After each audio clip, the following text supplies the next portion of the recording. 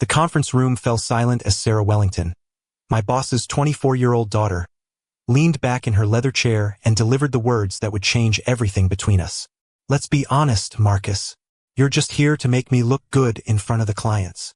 Her perfectly manicured fingers drummed against the mahogany table as she smiled that condescending smile I'd grown to despise over the past 6 months, since her father appointed her as senior marketing director at Wellington & Associates. I had spent 12 years building my reputation in the Chicago advertising firm, working my way up from junior account executive to senior creative director. 12 years of late nights, successful campaigns, and client relationships that had generated millions in revenue. Yet here I was, being dismissed by someone who had never worked a day outside her father's company, whose MBA from Northwestern apparently qualified her to treat experienced professionals like expendable props. If you're enjoying this story of workplace dynamics and want to hear more real stories like this, please subscribe to our channel to help us bring you more authentic experiences. Also, comment below and let us know where you're watching from around the world. The rain outside our downtown Chicago office building matched my mood perfectly that Tuesday morning in October. The autumn weather had turned cold and dreary, with gray clouds hanging low over the city's skyline like a heavy blanket of disappointment. I stared out the floor-to-ceiling windows of our 42nd floor conference room, watching droplets race down the glass while Sarah continued outlining her vision for the Henderson Industries account, our biggest client worth over $3 million annually.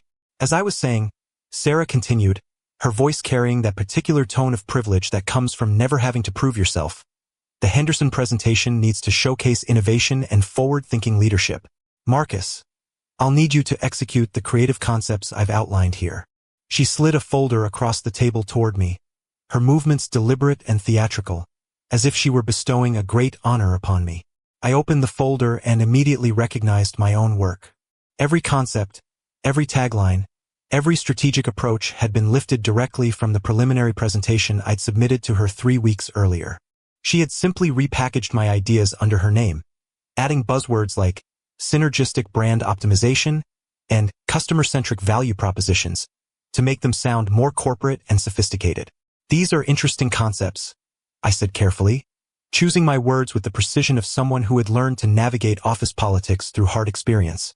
"Very similar to some approaches I've been developing." Sarah's laugh was like crystal breaking. "Oh, Marcus, great minds think alike, don't they? Though I suppose that's why my father keeps you around. You have a knack for thinking along the same lines as real leadership." Her emphasis on the word real cut deeper than she probably intended, or maybe exactly as deep as she meant it to. The other team members in the room shifted uncomfortably in their seats. Jennifer from account management studied her laptop screen intently, while Dave from media planning found sudden interest in his coffee cup. These were people I'd worked with for years, colleagues who had seen me build campaigns from nothing and turn struggling brands into market leaders. Yet in Sarah's presence, they seemed to shrink into themselves, unwilling to challenge the boss's daughter, even when witnessing obvious plagiarism. "I think there might be some confusion here," I said, maintaining my professional composure despite the fire building in my chest. "These concepts were part of my preliminary research that I submitted to you 3 weeks ago. Perhaps we should clarify the attribution before presenting to Henderson." Sarah's eyes narrowed, and for a moment, her polished facade cracked just enough to reveal the entitled brat beneath. "Attribution? Marcus, when you work for this company, your ideas become company property. More specifically, they become property of whoever is leading the account. That would be me." She paused for effect, enjoying the power play. "Unless you're questioning my authority here?" The challenge hung in the air like smoke from a fire that was about to spread. I had reached a crossroads that every working professional faces at some point in their career. Do you swallow your pride and enable a toxic situation? Or do you stand up and risk everything you've built? At 41 years old, with a mortgage, a daughter starting college, and responsibilities that extended far beyond my own ego, the safe choice was obvious. Keep my head down, let Sarah take credit, collect my paycheck, and hope that somehow things would improve. But looking around that conference room, seeing the faces of talented people who had been reduced to silent enablers, I realized that staying quiet wasn't just about me anymore. It was about setting a precedent for how this company would operate going forward. If Sarah could steal my work so brazenly, what would stop her from doing it to others? What kind of workplace culture were we creating through our collective silence? "I'm not questioning your authority," I said slowly, standing up from my chair. I'm questioning your integrity. The words left my mouth before I could fully process them. But once they were out there, floating in the charged atmosphere of that conference room, I felt a strange sense of relief.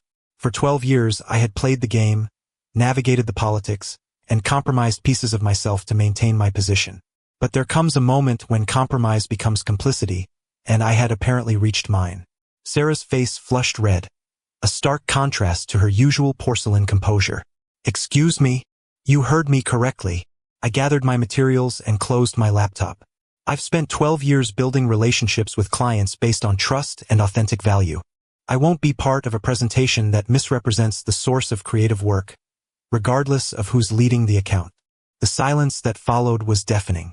Even the steady drumming of rain against the windows seemed to pause, as if the building itself was holding its breath. Jennifer finally looked up from her laptop, her eyes wide with a mixture of admiration and horror. Dave set down his coffee cup and leaned forward slightly, as if watching a car accident unfold in slow motion.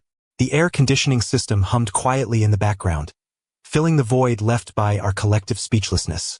I could feel my heart pounding in my chest, the adrenaline of standing up for myself mixing with the very real fear of what this confrontation might cost me professionally and financially. Are you threatening me? Sarah asked, her voice dropping to a dangerous whisper. I'm stating my position, I replied, surprising myself with how calm I sounded. If you want to present my work to Henderson Industries, you're welcome to do so with proper attribution. If you want to present it as your own work, you'll need to do it without me. Sarah stood up abruptly, her chair rolling backward and hitting the window with a sharp crack. You forget who you're talking to, Marcus. I can have you cleared out of this building by end of business today. Don't let your pride destroy your career over something so petty. The word petty struck me like a physical blow. Petty. As if professional integrity was somehow a minor concern, a character flaw to be overcome rather than a principle worth defending. I thought about my daughter Emma, who had just started her freshman year at DePaul University. I had always told her to stand up for what was right, even when it was difficult. How could I look her in the eye and tell her about compromise and pragmatism when what she needed to see was courage and conviction? My career isn't defined by this building or this position, I said, my voice gaining strength with each word. It's defined by the work I do and the relationships I build. If you think my integrity is petty, then perhaps we don't share the same understanding of what makes a professional valuable.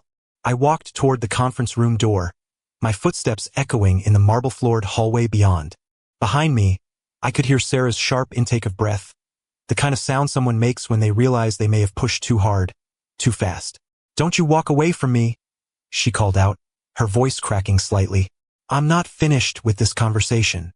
I paused at the doorway and turned back to face her. Actually, you are finished, but not with the conversation. With me. I looked around the room at my colleagues one more time. Anyone who wants to discuss the Henderson presentation with me directly is welcome to do so. I'll be in my office for the rest of the day, working on client relationships that matter. The elevator ride down to the 38th floor felt like descending through layers of my own professional history. Each floor that passed represented months of work. Campaigns launched, clients satisfied, relationships built through genuine effort and honest communication. I thought about the late nights I had spent in these offices, the weekend brainstorming sessions, the countless client calls and presentations that had built Wellington and Associates' reputation in the Chicago advertising market. The weight of potentially losing all of that because I refused to let someone else take credit for my work felt almost overwhelming. By the time the doors opened, I had made a decision that surprised even me. I wasn't going to wait for Sarah to fire me. I was going to take control of the situation myself and force a resolution that would clarify where everyone stood. My office overlooked Grant Park, and on clearer days you could see all the way to Lake Michigan. Today, the rain obscured most of the view, but I could still make out the shapes of people hurrying along the sidewalks below, each one carrying their own burden of professional compromises and personal convictions. The autumn leaves that had been vibrant gold and red just weeks ago were now brown and soggy, clinging desperately to the bare branches or floating in puddles that reflected the gray sky above. The sight felt symbolic of my own situation, holding on to something that might be about to fall away completely. I sat down at my desk and opened my laptop, not to update my resume or begin job searching, but to do something that felt both terrifying and liberating. I began drafting emails to my key clients. The leather chair creaked under my weight as I leaned forward, my fingers hovering over the keyboard while I considered the magnitude of what I was about to do. The first email went to Robert Henderson himself, CEO of Henderson Industries. Bob and I had worked together for 8 years, ever since his company was a mid-sized manufacturing firm trying to break into new markets. I had helped them develop their brand identity, navigate a major product recall, and position themselves as industry leaders in sustainable manufacturing. Our relationship went beyond the typical client-agency dynamic. We had built genuine trust through consistent delivery and honest communication. Dear Bob, I began typing. I wanted to reach out to you directly regarding some changes in how your account will be handled moving forward. I paused, considering my words carefully. I wasn't trying to sabotage Sarah or create drama. I was simply providing information that I believed my client deserved to have. As you know, Wellington and Associates has assigned Sarah Wellington as the new Senior Marketing Director overseeing your account. While I will continue to support the creative development process, I wanted you to be aware that the strategic direction and account leadership will now be handled primarily through Sarah's office. I stopped typing and stared at the screen. The words looked professional and appropriate, but they didn't capture the full truth of the situation. Bob Henderson was a straight-talking businessman who valued authenticity above corporate politeness. If our roles were reversed, I would want him to be completely honest with me about any changes that might affect our working relationship. I deleted what I had written and started over. Dear Bob, I hope this email finds you well. I'm reaching out to you directly because I believe transparency is essential to our working relationship, and there have been some significant changes in how your account will be managed going forward. Sarah Wellington, Mr. Wellington's daughter, has been assigned as Senior Marketing Director for your account. While she brings fresh perspectives to the role, I want you to know that the creative concepts and strategic approaches we'll be presenting in our upcoming meeting were developed through the same collaborative process we've used successfully over the past 8 years. I remain committed to delivering the innovative, results-driven work you've come to expect from our partnership. If you have any questions or concerns about these changes, I encourage you to address them directly with whoever you feel most comfortable speaking with. I read through the email 3 times before hitting send. It was honest without being inflammatory, professional without being misleading. Most importantly, it put the power of choice back where it belonged, with the client who was paying for our services. Similar emails went out to my other major clients: Patricia Morrison at Midwest Financial Services, James Chun at Chun Restaurant Group, and Maria Rodriguez at Rodriguez Real Estate Development. Each email was tailored to reflect the unique relationship I had built with that client, but the core message remained consistent. Changes were coming, transparency mattered, and they had the right to choose how they wanted to proceed. By the time I finished sending the emails, it was almost noon. The rain had intensified, turning Grant Park into an impressionist painting of gray and green smudges. I leaned back in my chair and felt something I hadn't experienced in months. Peace. Not the kind of peace that comes from avoiding conflict, but the deeper satisfaction that comes from acting in accordance with your values, regardless of the consequences. My phone buzzed with a text message from Jennifer. Holy shit, Marcus. Sarah is losing her mind up there. She's called 3 emergency meetings and keeps asking where you are. Are you okay? I typed back, I'm fine, just getting some work done. How's everyone handling things? Mixed reactions. Dave thinks you're crazy but admires your balls. I think you did what we all wanted to do but were too scared to try. Sarah keeps saying she's going to call her father, but I think she's afraid to admit what happened. The mention of Mr. Wellington sent a small chill through my confidence. Richard Wellington had built this agency from nothing over 30 years ago. He was old school in every sense, a man who believed in hierarchy, loyalty, and keeping family business within the family. Sarah might be inexperienced and entitled, but she was still his daughter. If this situation escalated to him, I had no illusions about whose side he would take. But as I sat there considering the potential consequences, my computer chimed with an incoming email notification. The sender was Robert Henderson, and the subject line simply read, Account changes. Marcus. The email began, Thank you for your transparency regarding the account changes.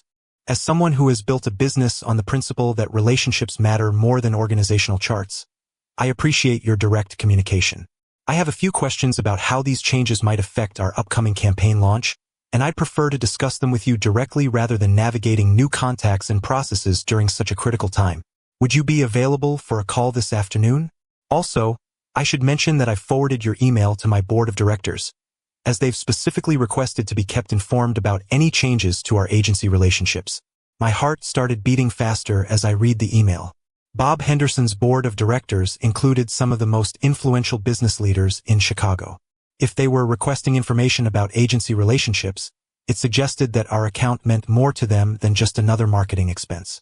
It represented a strategic partnership that they were actively monitoring and protecting. Before I could fully process the implications of Bob's response, another email arrived, this one from Patricia Morrison at Midwest Financial Services. Marcus, I received your email about account changes, and I have to say I'm concerned. Our relationship with Wellington and Associates has been successful specifically because of the consistent leadership and strategic thinking you've provided. We've worked together through 3 major product launches and 2 corporate restructurings, and in each case, your understanding of our business needs and market position has been crucial to our success. I'd like to schedule a meeting with you and the new account director to ensure continuity in our partnership. Can we arrange something for this week? I want to make sure that the strategic depth and personal attention we've come to rely on won't be compromised by organizational changes. Then another, from James Chun. Marcus, thanks for the heads up about account changes. I've been in business long enough to know that when agencies start shuffling personnel on major accounts, it usually means they're either growing rapidly or experiencing internal challenges. Given the timing of our restaurant expansion project into Milwaukee, Detroit, and Cleveland markets, and the critical importance of maintaining consistent brand messaging across all locations, I need to understand which situation we're dealing with. The last thing we can afford is communication breakdown or strategic inconsistency during such a pivotal growth phase. Let's talk soon and establish clear protocols for how this transition will be managed. By 2 o'clock, I had received responses from all 4 clients I had contacted, and the tone was remarkably consistent. They valued our working relationship, they were concerned about changes, and they wanted to discuss the situation directly with me rather than being handed off to someone new. More importantly, several of them had explicitly stated that they viewed me as their primary point of contact, regardless of internal organizational changes. My phone rang, and the caller ID showed Sarah's extension.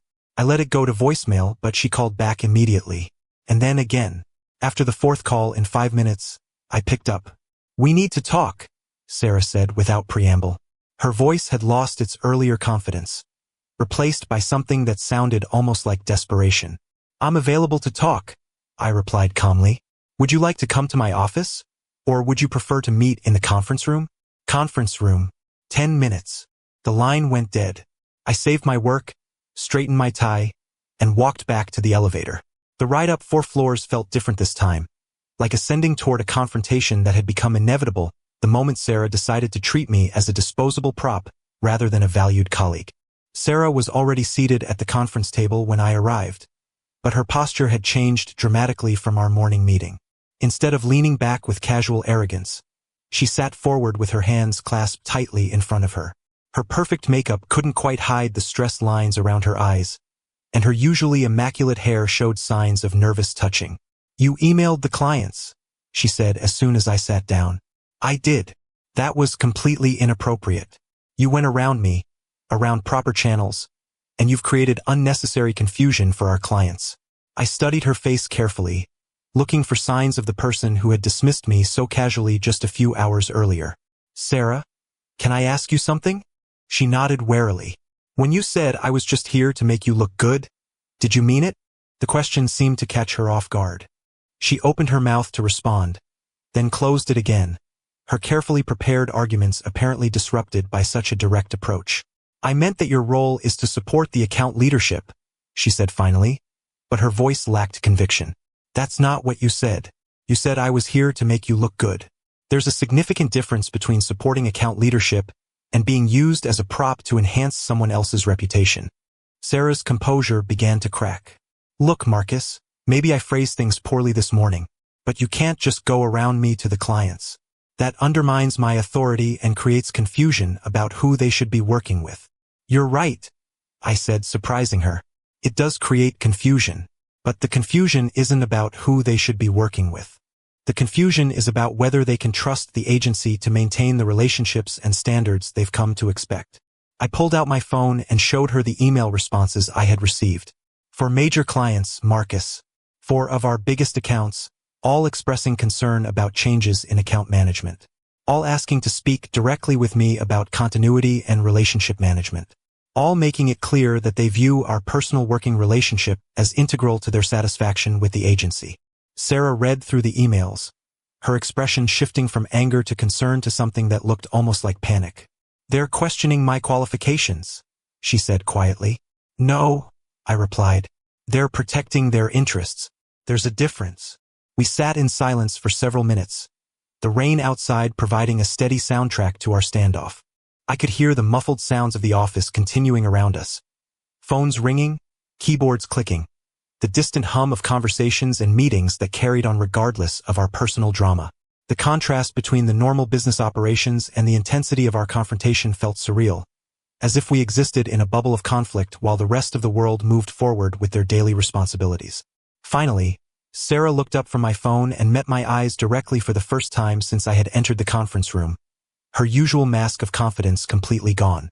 "I don't know how to do this," she admitted, her voice barely above a whisper. "Do what?" "Any of it. Run accounts, manage client relationships, develop strategies that actually work. I have an MBA, I have theories and frameworks and case studies, but I've never actually built something from nothing. I've never had to prove myself to someone who didn't already know my last name." The vulnerability in her admission was startling. This was not the confident, entitled young executive who had stolen my work and dismissed my concerns. This was someone who was terrified of being exposed as unprepared for the responsibilities she had been given. "My father expects me to take over this agency eventually," she continued. "He's been grooming me for leadership since I was in high school, but everyone here has been doing this job longer than I've been out of college. Everyone knows more about the actual work than I do, so I thought if I could just take charge, be decisive, show that I belonged in the leadership role, people would respect me." "Sarah," I said gently, "respect isn't something you can take or demand. It's something you earn through consistent actions over time." "I know that now," she said, wiping at her eyes with the back of her hand. "But knowing it and knowing how to do it are different things." I felt an unexpected surge of sympathy for her. She was 24 years old, thrust into a position she wasn't prepared for, surrounded by experienced professionals who probably viewed her with a mixture of resentment and pity. Her approach had been wrong, but her underlying fear was entirely understandable. "What if we start over?" I suggested. She looked up, hope flickering in her eyes. "What do you mean?" "I mean, what if we approach this as a mentoring situation rather than a power struggle? You have fresh perspectives and formal training that could be valuable. I have client relationships and practical experience that could help you learn.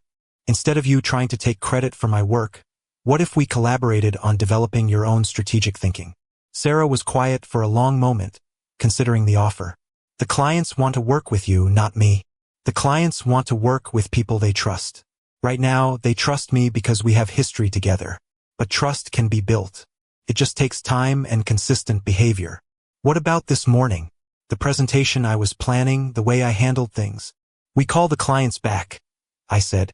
"We schedule individual meetings with each one.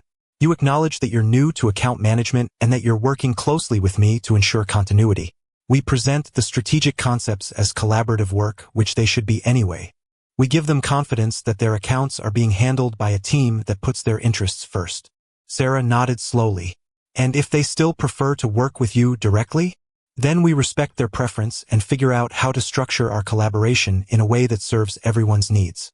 Your father put you in this position because he believes you can grow into it. But growth takes time." For the first time since I had met her, Sarah smiled genuinely. It transformed her entire face, revealing someone much younger and more uncertain than the polished professional facade she usually wore. "I owe you an apology," she said. "Several apologies, actually. What I said this morning about you being here to make me look good was insulting and unprofessional. Taking credit for your work was wrong. And threatening your job was completely out of line." "Apology accepted," I replied. "But Sarah, if we're going to work together going forward, I need your commitment that this kind of situation won't happen again. I can teach you account management, strategic thinking, client relationship building. But I can't teach you integrity. That has to come from you." She nodded firmly. "It won't happen again. I promise." We spent the next 2 hours working together to develop a plan for addressing the client concerns. Sarah would call each client personally to acknowledge the communication confusion and request individual meetings to discuss account management going forward. I would provide strategic support and continuity, while gradually introducing her as a collaborative partner rather than a replacement. The approach wasn't perfect, but it was honest, and it put the client's interests first. More importantly, it gave Sarah an opportunity to prove herself through authentic actions rather than borrowed authority. By the time we finished planning, the rain had stopped, and late afternoon sunlight was beginning to break through the clouds over Grant Park. The change in weather felt symbolic, as if the storm that had been brewing all day was finally beginning to clear. "Marcus," Sarah said as we gathered our materials, "can I ask you something?" "Of course. Why didn't you just go to HR or my father when I took credit for your work? Most people would have tried to get me in trouble rather than confronting me directly." I considered her question carefully. Because getting you in trouble wouldn't have solved the underlying problem. The problem wasn't that you made a mistake. The problem was that we had established a working relationship based on fear and competition rather than collaboration and mutual respect. HR complaints and parental interventions might have forced you to change your behavior, but they wouldn't have changed the dynamic between us. And you think this will? I think this gives us a chance to build something better. Whether we succeed depends on what we both choose to do from here. Sarah stood up and extended her hand to me. "Partners." I shook her hand. "Partners." The following week brought a series of client meetings that tested our new collaborative approach in ways that neither of us had fully anticipated. Bob Henderson was the first, and I watched nervously as Sarah introduced herself and acknowledged her inexperience with account management. The Henderson Industries boardroom was intimidating even under normal circumstances, with its floor-to-ceiling windows overlooking the Chicago River and polished conference table that could seat 20 people. Bob sat at the head of the table with 3 of his senior executives, all of whom had worked with me for years and were understandably curious about the changes in our account team. Instead of the polished, confident presentation she had planned originally, Sarah spoke honestly about her background, her learning process, and her commitment to maintaining the strategic continuity that Henderson Industries valued. Her voice trembled slightly at first, but as she continued speaking, I could see her finding her footing and gaining confidence in her authentic approach. Bob's response surprised everyone, including me. "Sarah, I appreciate your honesty," he said. "In my experience, people who admit what they don't know are much more likely to learn it quickly than people who pretend to know everything. Marcus, I assume you'll be working closely with her during this transition." "Absolutely," I replied. "We're approaching this as a collaborative partnership focused on delivering the strategic innovation and reliable execution you've come to expect from us." "Good," Bob said. "Now, let's talk about the sustainability campaign concepts you've developed." As we walked through the strategic framework, I watched Sarah carefully. Instead of trying to dominate the presentation or take credit for concepts she hadn't developed, she asked thoughtful questions about the strategic rationale and offered observations about implementation challenges. She was learning to contribute value through curiosity and analysis rather than authority and ownership. The meeting went well, but the real test came afterward, when Bob asked to speak with me privately. "Marcus, I have to ask, is this arrangement going to work long-term? I like Sarah, and I think she has potential, but Henderson Industries can't afford to be anyone's training ground." His concern was completely valid, and I had been expecting it. "Bob, I understand your concern, and I want to be completely transparent with you. Sarah is learning, but she's learning quickly and she's committed to putting client interests first. More importantly, this collaborative approach is actually strengthening our strategic capabilities. Her fresh perspective and formal training complement my practical experience in ways that benefit our strategic development." "Give me an example." The sustainability messaging framework we just presented included consumer psychology insights that Sarah developed through her research background. I might have focused solely on the operational benefits, but her analysis helped us understand the emotional drivers that will make the campaign more effective. Bob nodded thoughtfully. "I see what you mean. All right, Marcus. I'm willing to give this partnership a chance, but I want regular check-ins to ensure that our account continues to receive the strategic leadership it requires." "Absolutely. And Bob, if at any point you feel that the collaborative approach isn't serving your needs, I want you to tell me immediately. Our relationship is too valuable to risk through poor communication." Similar conversations happened with each of our major clients over the following 2 weeks, and each meeting taught us something new about collaboration and client relationship management. Patricia Morrison at Midwest Financial Services was more direct in her concerns. asking specifically whether Sarah had the experience necessary to handle their upcoming merger communications and requesting detailed information about her background in financial services marketing. James Chun wanted assurance that the creative consistency he valued wouldn't be disrupted by changes in account leadership, particularly given the critical timing of his restaurant expansion into new markets. Maria Rodriguez at Rodriguez Real Estate Development expressed concern about maintaining the local market insights that had made our previous campaigns so successful in the Chicago Hispanic community. Each client had specific needs and concerns that required tailored responses and demonstrated competency, rather than general assurances about our commitment to service excellence. In each case, Sarah's willingness to acknowledge her learning curve and demonstrate her commitment to client service gradually won them over.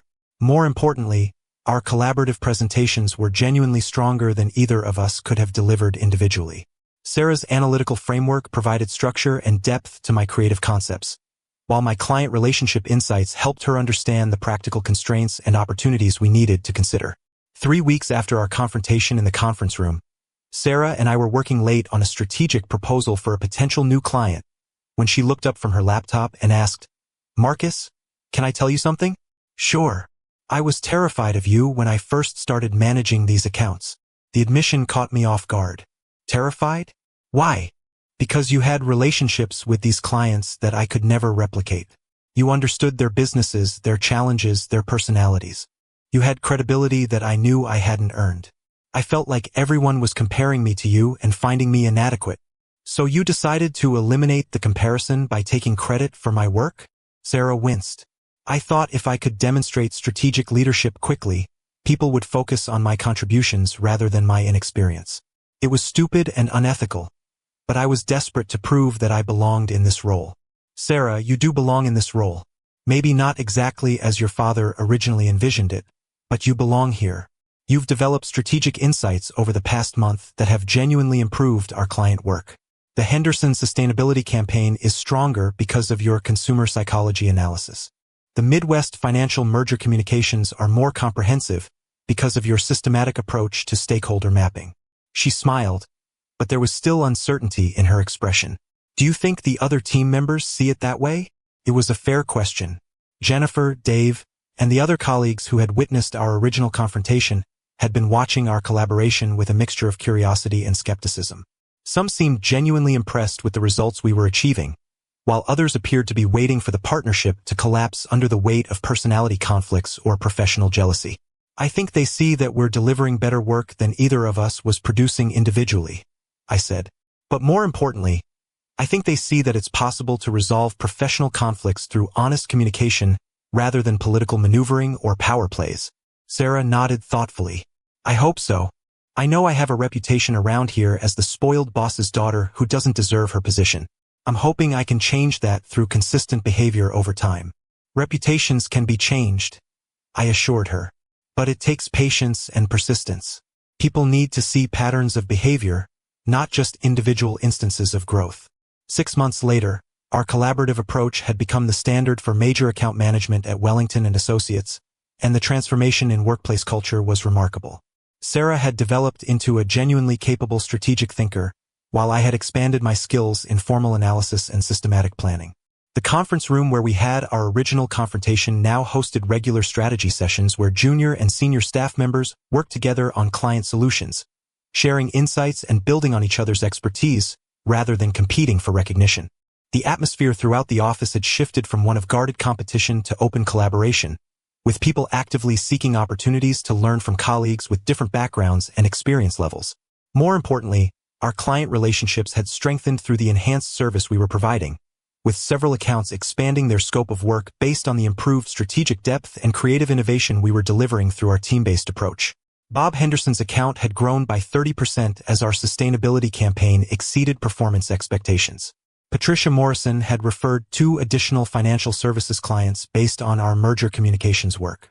James Chun had expanded his relationship with us to include digital strategy for his restaurant group's expansion into 3 new markets. The success wasn't just professional, it was personal. Sarah and I had developed genuine respect for each other's contributions, and our working relationship had evolved from reluctant collaboration to enthusiastic partnership. She still had moments of insecurity about her qualifications, and I still occasionally felt protective of client relationships I had built over many years, But we had learned to address these concerns through direct conversation rather than passive-aggressive behavior. The real validation came during our annual client review meetings in December, when the Chicago winter had turned Grant Park into a pristine landscape of snow-covered trees and frozen pathways. Richard Wellington, Sarah's father and the agency's founder, attended these sessions to assess account performance and strategic direction. I had been nervous about his evaluation of our collaborative approach, uncertain whether he would view it as a strength or as evidence that Sarah couldn't handle account leadership independently. Mr. Wellington was old school in every sense, a man who had built the agency through hierarchical leadership and clear chains of command. His corner office displayed photographs from 30 years of industry awards and client celebrations, testimonials from Fortune 500 executives, and memorabilia from the early days when Wellington and Associates operated out of a converted warehouse in Lincoln Park. The idea that his carefully planned succession strategy might need to be modified to accommodate collaborative leadership was not something I expected him to embrace easily. His assessment surprised everyone, including Sarah. "I have to admit," he said during our Henderson Industries review, "I was skeptical when Sarah told me about the collaborative account management approach you two had developed. I worried that it would create confusion about leadership and accountability. But looking at the results you've achieved, I think you've found something that could become a model for how we handle all major accounts going forward." Sarah beamed with pride, but she also looked nervous. "Dad, what do you mean?" "I mean that the strategic depth and client relationship strength you've achieved through this partnership is exactly what I want to see replicated across our other major accounts. Marcus, would you be interested in developing a formal mentoring program for our other account directors?" It was an opportunity one hadn't expected, and one that felt like genuine recognition for the work we had done together. "I'd be very interested in that," I replied. "Sarah and I have learned a lot about how to combine different types of expertise effectively. I think we could help other teams develop similar collaborative approaches." "Excellent. Sarah, I want you to work with Marcus to design the program structure. This could be a significant competitive advantage for us if we can systematize the approach you've developed." As we left the client review meeting, Sarah grabbed my arm. "Marcus, I can't believe this. 6 months ago, I was trying to steal your work to make myself look competent.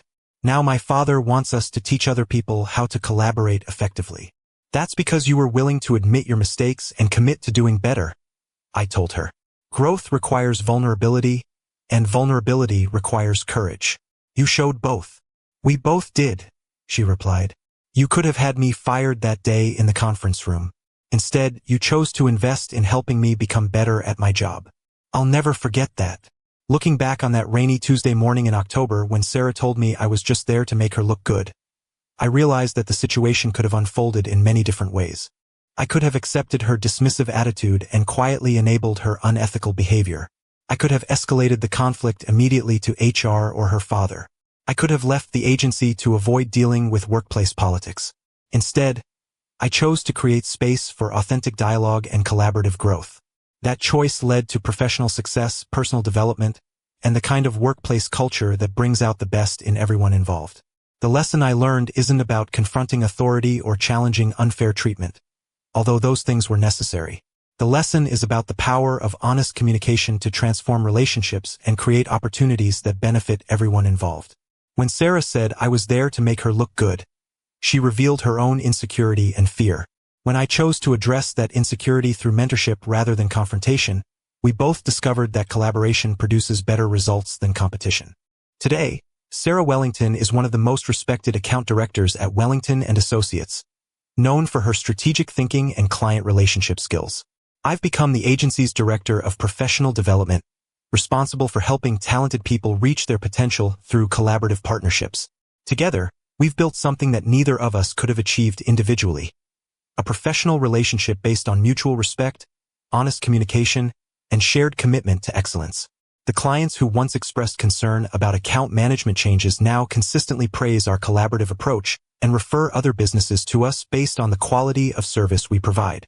More importantly, other team members throughout the agency have adopted similar collaborative models, creating a workplace culture where people support each other's growth rather than competing for recognition and advancement. Sometimes the best response to someone who underestimates your value isn't to prove them wrong through confrontation, but to show them a better way to succeed together. When Sarah told me I was just there to make her look good, I could have focused on defending my own reputation and protecting my own interests. Instead, I chose to focus on creating conditions where both of us could do our best work and achieve our professional goals. That choice made all the difference, not just for us, but for everyone around us who witnessed what's possible when people choose collaboration over competition, mentorship over manipulation, and authentic communication over political gamesmanship. In the end, the question isn't whether you're willing to stand up for yourself when someone treats you unfairly. The question is whether you're willing to create opportunities for everyone to succeed together, even when it would be easier to simply prove that you're right and they're wrong.